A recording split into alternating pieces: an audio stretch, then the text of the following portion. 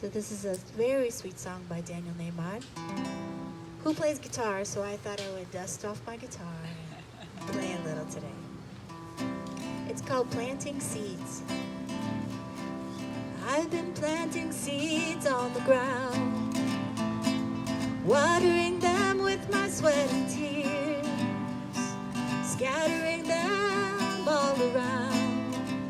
Guess it's what I'm supposed to do with my years.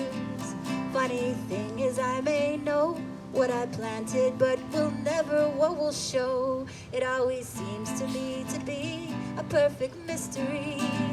Whatever grows will grow, whatever dies will die, whatever works will work, whatever flies will fly, whatever fails will fail, what's meant to soar will soar. I am planting seeds and nothing more. Sometimes I still like to pretend I know what the harvest will be, but I always find out in the end it was never really up to me. Funny thing is, when I just do my work and simply trust, always seems that life is looking out for me. Whatever grows will grow, whatever dies will die, whatever works will work, whatever flies will fly, whatever fails will fail. It's meant to soar will soar. I'm planting seeds, nothing more. I am only one of billions of seeds. When all is said and done, I just do what's mine to do and let it be. Whatever grows will grow, whatever dies will die, whatever works will work, whatever flies will fly, whatever fails will fail. What's meant to soar will soar. I am planting seeds. Whatever grows will grow, whatever dies will die, whatever works will work, whatever flies will fly, whatever fails will fail. What's meant to soar will soar. I am planting seeds, nothing more.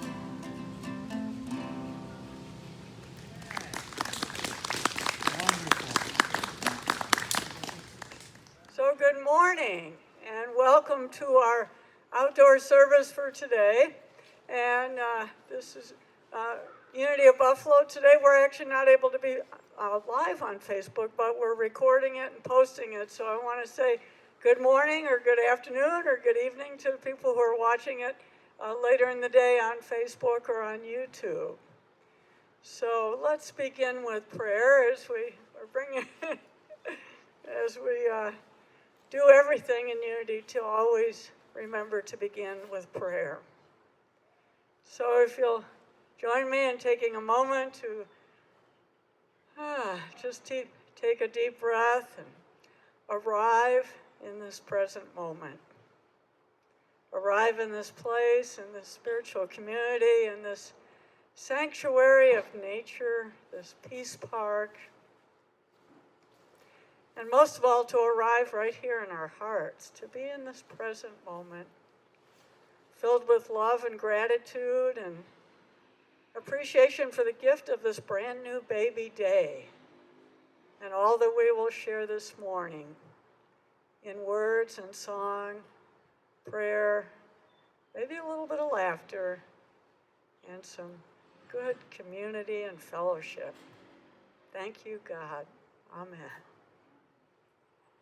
And if you'll join me in affirming our core foundational principle, the invocation for our unity services together, there is only one presence and one power living as the universe and as me, God the good, omnipotent.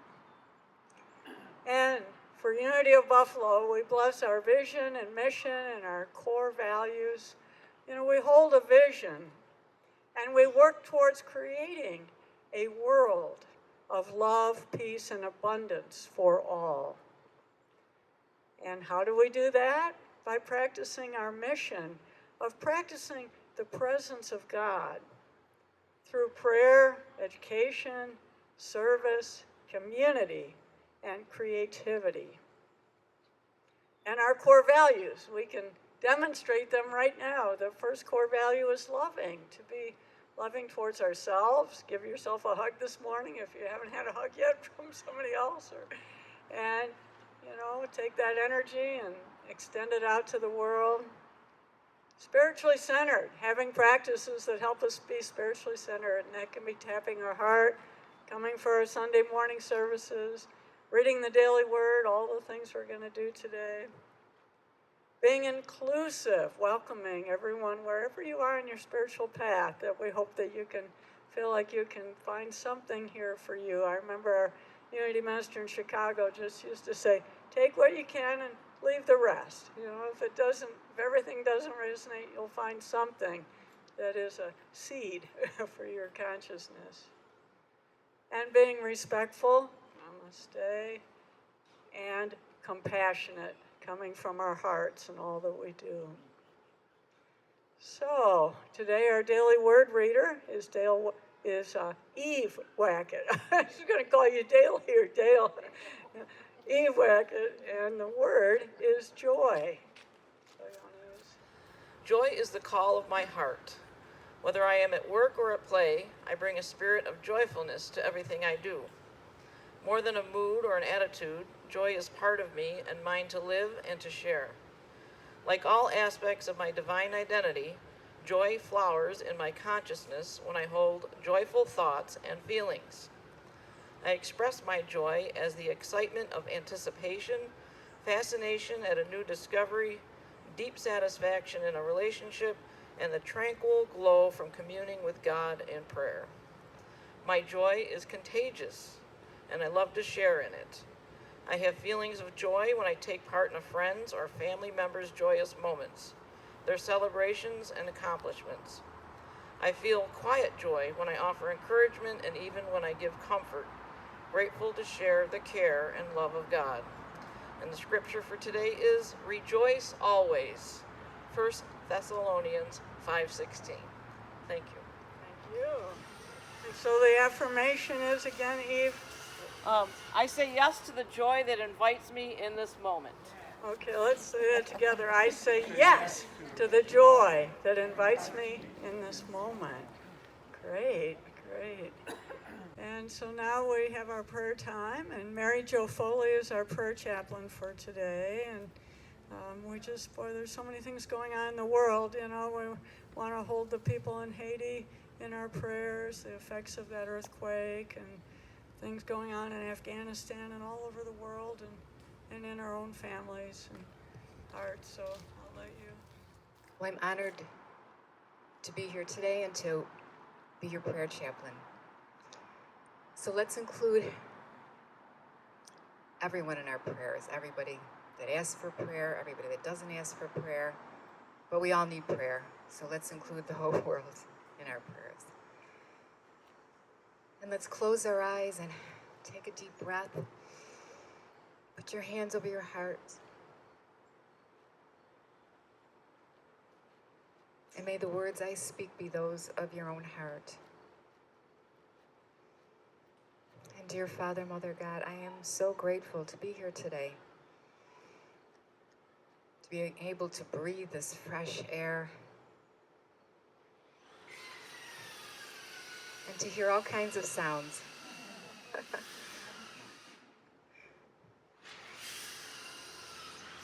Okay, enough of that.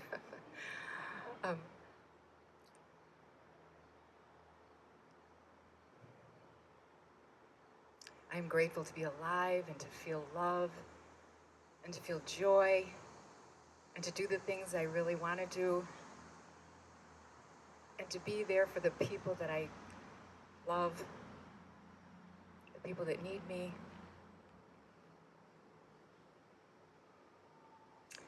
The people that we have fun with and we laugh with and do all kinds of things with. I am grateful to be in the presence of God and Mother Nature and all that is. And for all of it, I say thank you.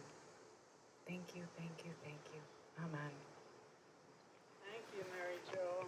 That was beautiful.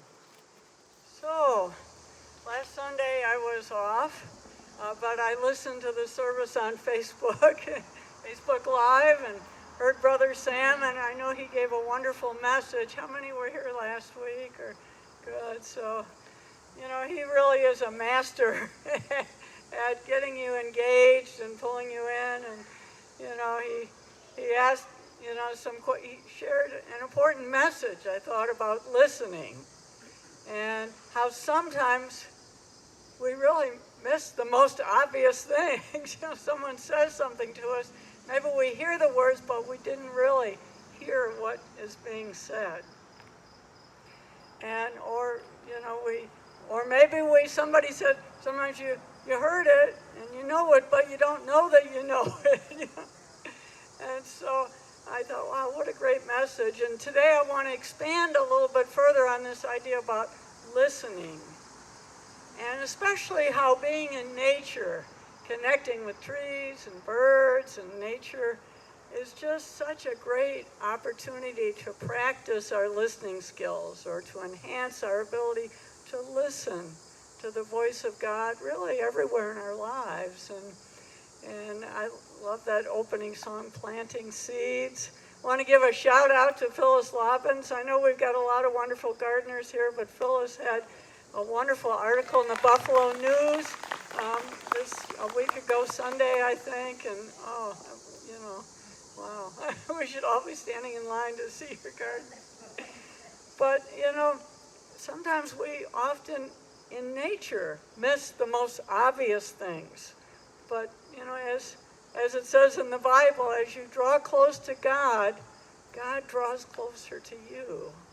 And so when we spend time in nature, when we are practice listening or heightening our awareness of the presence of the divine in nature, you know, we really take it in at a much deeper level. So I wanted to offer a few kind of hints or clues on how we can do that this week. And it reminded me also of a story about two spiritual students that were walking along a road in India. And they were both wondering when they were going to become enlightened. You know, like, we've been doing this for a while now. When's it going to happen? And they saw this yogi sitting under a tree. And so they thought, well, let's go ask him. So the first student went up to the yogi and said, how long will it be until I become enlightened? And the yogi looked at him and said, you, 2 more lifetimes. And the guy came back, talked to his fellow student, and he was all upset. He said, complaining, oh my gosh, I've been meditating and consistently for years now. I'm doing all my regular spiritual practices. I'm trying to be so and he's telling me 2 more lifetimes. So then the second student goes up to the yogi and he says, how about me? When am I going to become enlightened? The yogi looks at him, points up at the tree, and he says, you see all those leaves in that tree?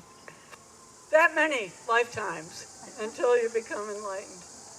And the second student comes back, oh, he's really happy as a lark. He's dancing and singing and cheering. And the first guy says, what's wrong with you? Are you crazy?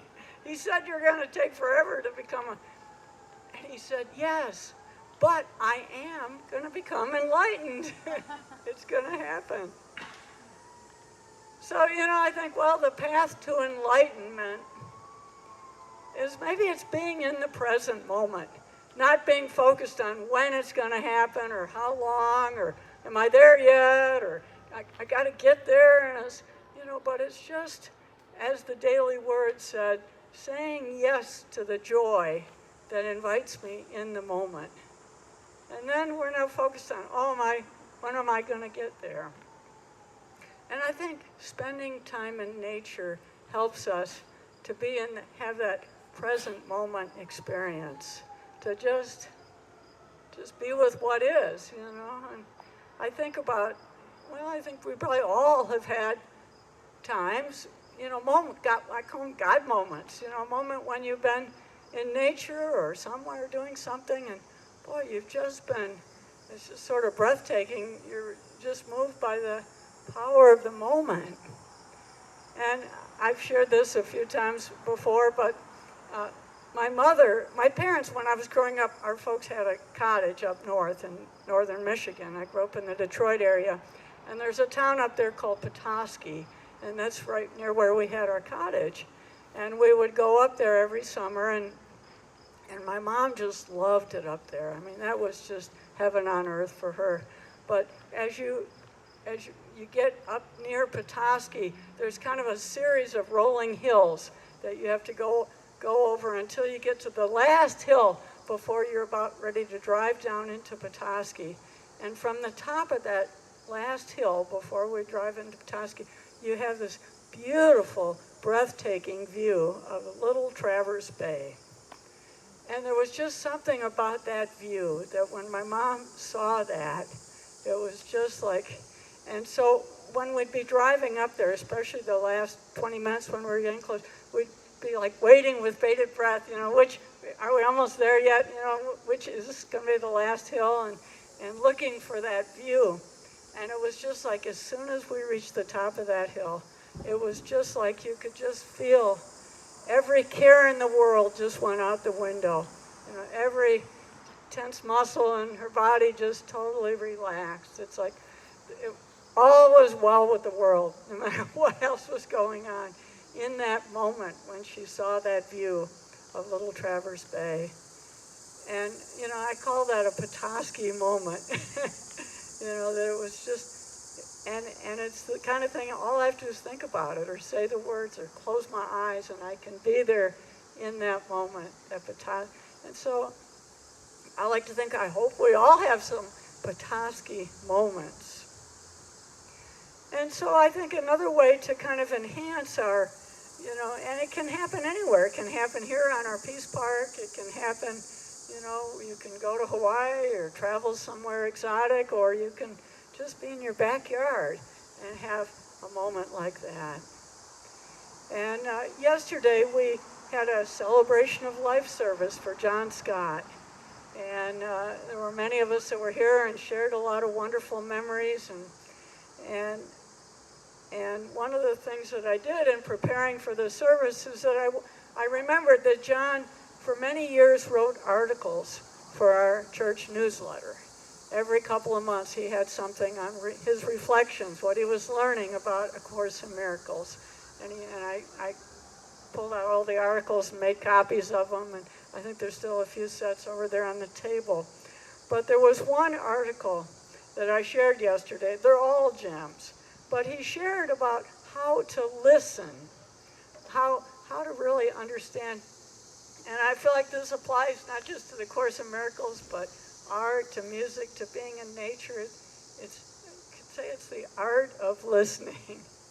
But I'd like to share a little bit of it with you. He says that he was listening to Adventures in Good Music a couple of weeks ago by Dr. Carl Haas. Remember that group? And Dr. Carl Haas had quoted Leopold Stokowski and his definition of a musicologist. And he said that is one who knows all the notes but never listens to the music. And he said this goes straight to the heart of how to approach the Course in Miracles. That to understand the teaching, and I feel like the teaching of anything, to understand the teaching of nature, to hear the voice of God, we have to know that the true knowledge is our inheritance from God and is enthroned within us at our highest point, but shrouded by layers and layers and layers of false beliefs and limitations and illusions. When we see or hear or read or experience something that is true, with a capital T, true, it will resonate with what we already know at an inner level. And so he goes on to quote then Kenneth Wapnick, the director of the foundation.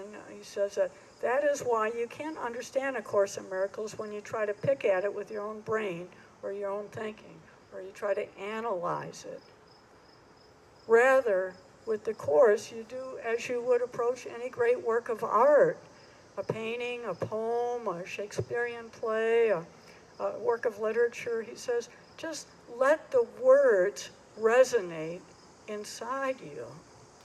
Don't pick it apart and analyze it, but just inevitably let it find that place inside you that is beyond all words, all thoughts, all concepts. That when you're in the presence of any great work of art, a poem, a painting, a piece of music, nature, the minute you analyze it with your brain, you block any chance of having the experience of truth that the artist had when they created this. And so John says the same is true of A Course in Miracles. If you try to analyze it and focus on the literal meaning, you're going to miss the heart of it. What you want to do is just let these words, just let them wash over you. Let them be the entree to where you think you are outside, to where you truly are inside. And so he ends with, bottom line, read the Course, but let the rhythm of its words flow through you without trying to fathom every point. The glory of a sunset can sweep over your soul without your definition of its colors. Isn't that so beautiful?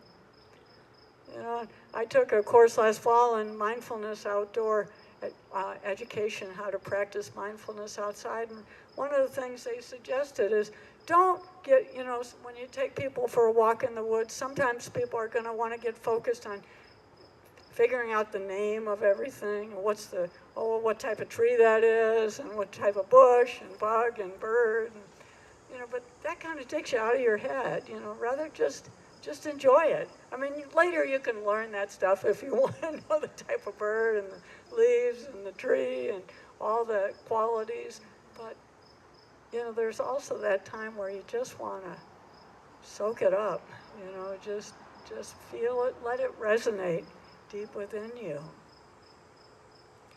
So that's what I think helps create God moments. And we can see the qualities of God in nature, you know, abundance. You know, I always marvel at any one tree. There are so many leaves and so many branches. I couldn't possibly count them all, you know, and it's just a reminder about the nature of God as infinite and abundant. And resilience and ever renewing, you know, that trees can get totally barren in the winter months, you know, and I always love that story about Brother Lawrence. You know, at a low point in his life when he was really discouraged, he would look at a tree that was totally barren in the winter, and he just knew with confidence that God was going to restore that tree in the spring, and it would, in spring and summer, and soon it would be filled with leaves and blossoms again. And so he just thought, well, if God can do that for the tree, surely God will restore me as well to bring my life into flourishing. And stillness is another quality of nature. It reminds me of the Bible passage, be still and know that I am God. I think about little bunny rabbits. I always think that's a good luck sign for me when I'm going for a walk and I see a bunny rabbit in nature. And, you know, bunnies, rabbits, you know, they seem to know sometimes that there's safety in stillness. That I notice that, you know, if a person comes around or something, they just get completely still. They sort of blend into the, you know, until you walk past and then they scamper off or something. But in their still, you know, they just kind of, they freeze for a minute. Deers can do that too. And so this brings us to trees. Trees, I said I'd talk a little bit about trees today. And, you know, groves of trees are really were considered ancient churches or cathedrals. You know, when we're in the presence of trees, it feels like time slows down. I don't know about you, but I need that once in a while. I need to slow down a little bit.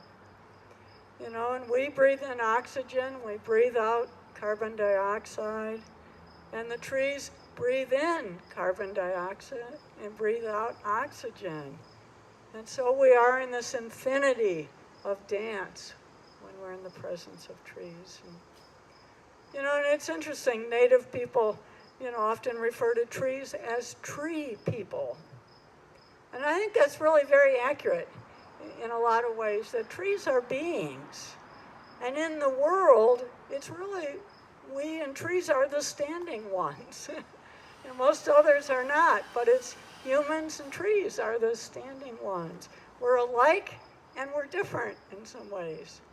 But I like that Carl Sagan said, deep down, we and trees are almost identical. Trees are a powerful teacher and a metaphor, and trees of life and abundance, but they're unapologetic. They just, with their very presence, it's like they're saying, stand tall, stand in your truth, be rooted, know that your presence matters. So trees, I feel like, are here to help us in many ways. And I took a class recently on trees, doing yoga with trees, but they talked about how to approach trees, and there were some good hints, and I'm going to need a little help in a few minutes, but one way to approach a tree is first to kind of look at its apron, or the base of it. You could look around and find one that maybe has a seat, or feels like it's inviting to you. Some trees have a little space, right? They're just, they invite you in. And then one thing is to be the tree. Make a shape like the tree and breathe. So this is where I was thinking I could use a little help. Are there a couple helpers here that maybe some young people that would be up for helping me for a minute? So the idea is to look around at a tree and make the shape of the tree. So I'm looking here at this tree right here. Well, can you help me make a shape like that tree? Just put our arms up like that. Anybody else want to join us? That would be a way to make. Good job. And your name is? Patrick.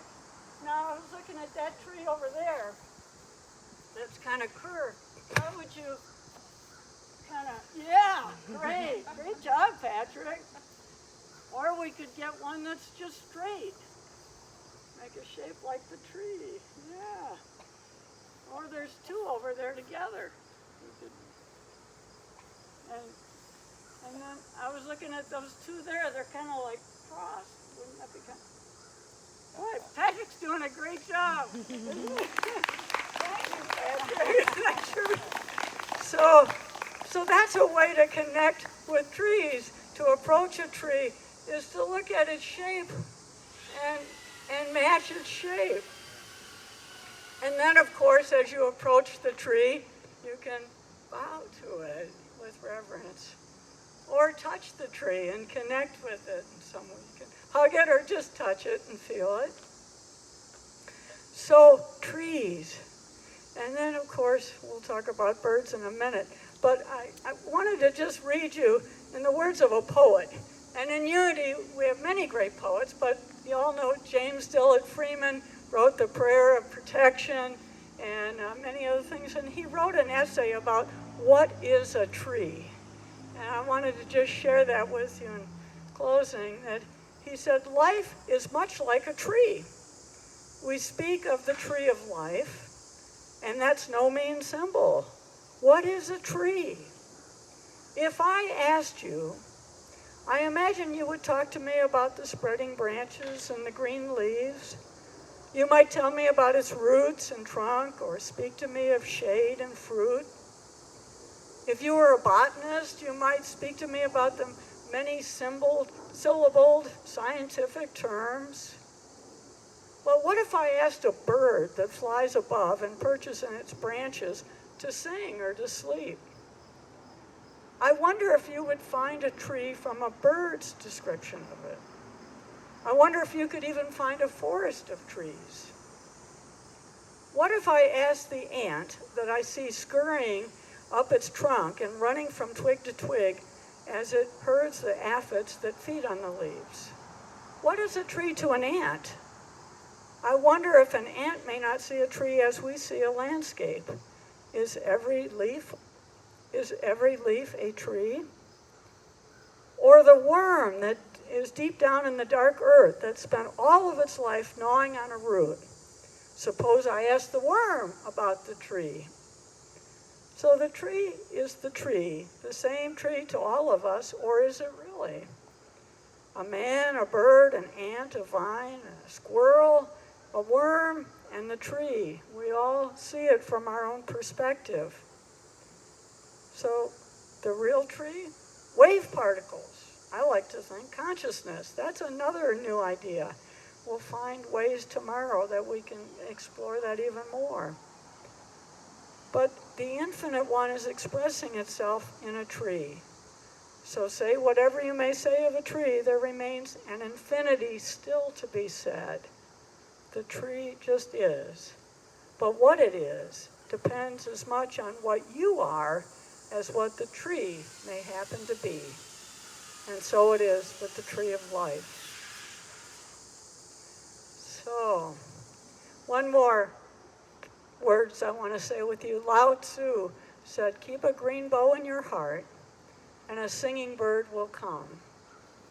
So I think he's saying if we stay close to nature, to trees, we connect with a green bow in our heart, then a singing bird will come. And that to me is a beautiful poetic way of saying, open your heart to the beauty that's all around you. So I'd like to take a few moments now and, well, actually, why don't we have the song first, and then we'll take some time for meditation to really be one with this experience that we're in the midst of right here outside.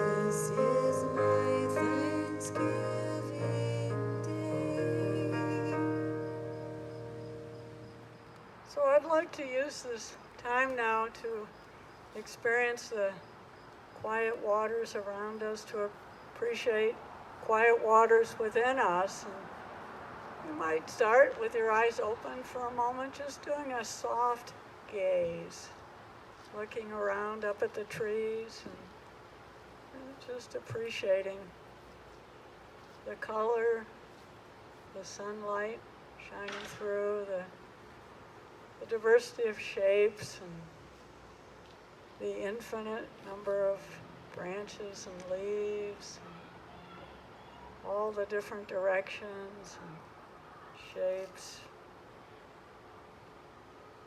And then when you're ready, gently close your eyes and take a few deep breaths and just be aware of this infinity of dance that we're in with the oxygen and the carbon dioxide of the trees breathing, and we are breathing, bringing life, renewal, expressions of love and peace and abundance. And the joy of the present moment, the joy that emanates from within and flows out. That when we have an experience in the outer, that it reminds us of that which is already within us.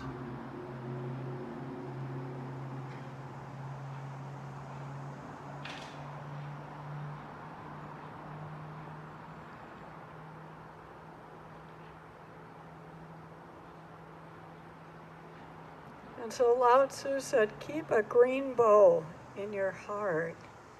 And that's just saying, keep this experience of connection in your heart. Or remember to connect with it.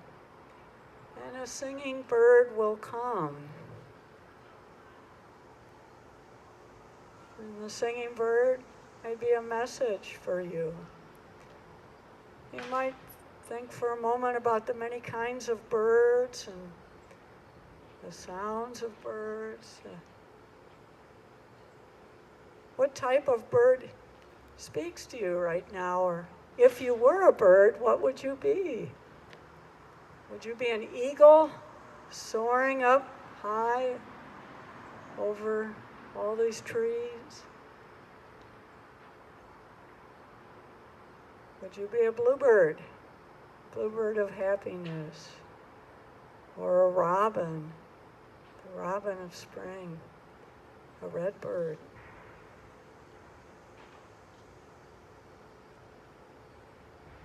Maybe you're a busy woodpecker, or a speedy roadrunner, or a hummingbird.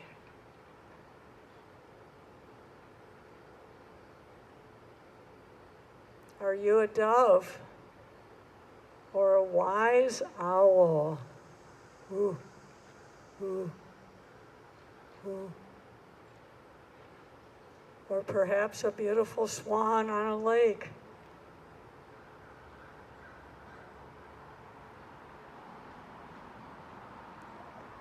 So let's take a few moments and just feel this energy of quiet waters and how the trees and the birds and nature support us in having an experience of God.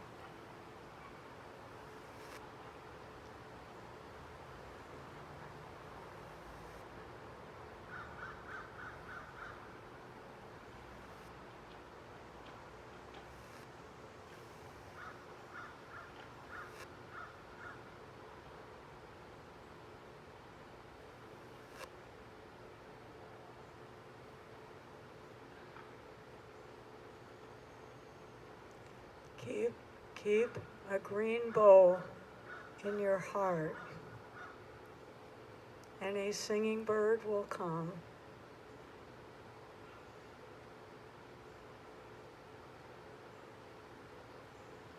And that is the joy that invites us in every moment.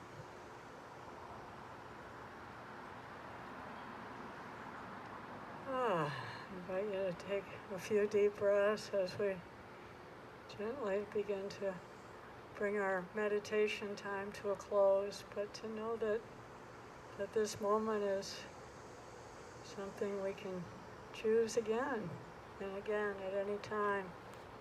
Course in Miracles says, choose once again. But wherever you are in the middle of a busy day, you can choose this moment. Choose the Petoskey moment to reconnect, to be aware of your connection with the divine.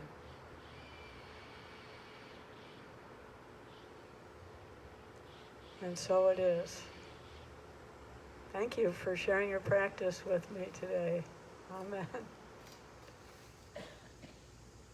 I want to invite us to do one more thing before we finish up and I talk about the love offerings. But yesterday, we dedicated the bench right outside the back door to John Scott's memory. And it actually was built and donated to our church by a man named Greg Kolb, who used to be a member of our church and attended here in the 80s and 90s. And we're keeping the plate on there that says built and donated by Greg Kolb. And we're adding another plate that says lovingly, or it's already on there, lovingly dedicated to John Scott, 2021. And these words were inspired by Allura. Come and sit where John sat and see the world through the eyes of love. And Steve has painted it up and made it really beautiful. And we put that. I noticed this morning when I walked over to the church, the sun was shining on that little plaque. It was just glistening in the sun. But I invite us, and since many of us weren't here yesterday, I want to invite us to turn toward that bench and put up your hands if you'd like and send it a blessing as we dedicate it. May all who sit on that bench or walk near it in any way feel the foundation of peace, the love and generosity of service, the wisdom and desire to make a difference that John shared and demonstrated in his life. This bench is now and forevermore lovingly dedicated to the life and example of our beloved John Scott. Thank you, God. Amen. So, and if you happen to go over there anytime today or any other time, have a seat on it and just pat it and give it a little blessing and say, thanks, John. Thanks, we love you and appreciate you. So I want to just remind us that we are so grateful for your love offerings and tithes and financial contributions to our ministry. And while we're meeting outside here, we're not actually passing a bag, but there's a love offering box on the table, the welcome table. And so we encourage you to make a contribution to go into your heart and give a gift that you feel you can give with gratitude and appreciation and love and all those good things. So let's bless these gifts together that you give today or throughout the week. Many people have their gifts sent in during the mail or through the mail. But together we'll affirm divine love through me blesses and multiplies all that I am, all that I have, all that I give, and all that I receive. Freely I give, and freely I receive. Thank you, God. And we bless these gifts, see them pressed down, shaken together, heaped up, and running over, return to every giver.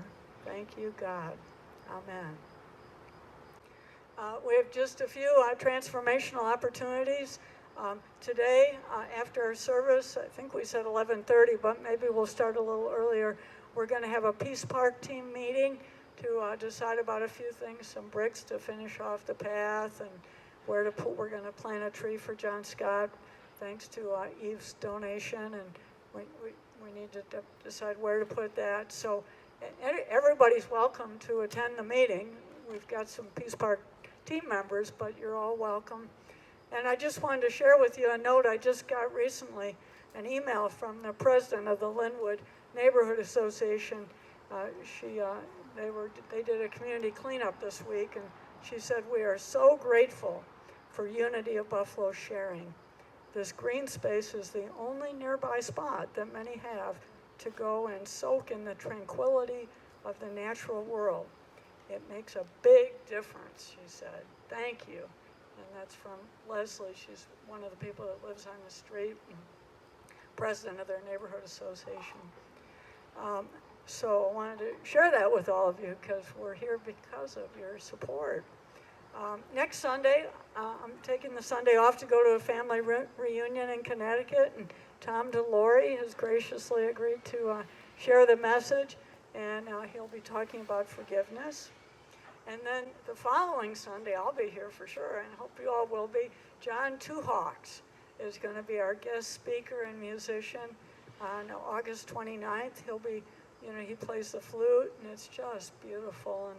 And then he'll also be doing a workshop after the service of Mist and Stone, Celtic Druids and Indigenous Healers, what they have in common. And so I think that'll be really wonderful.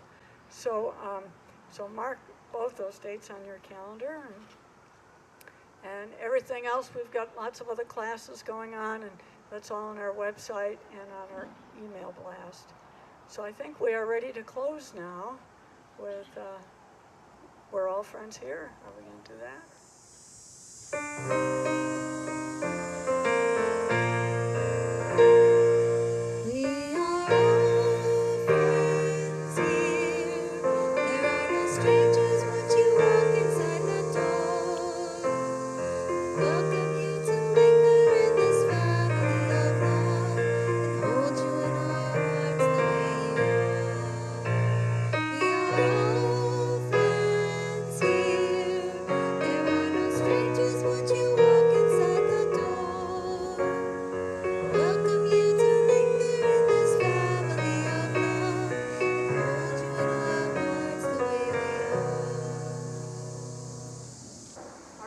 Protection together.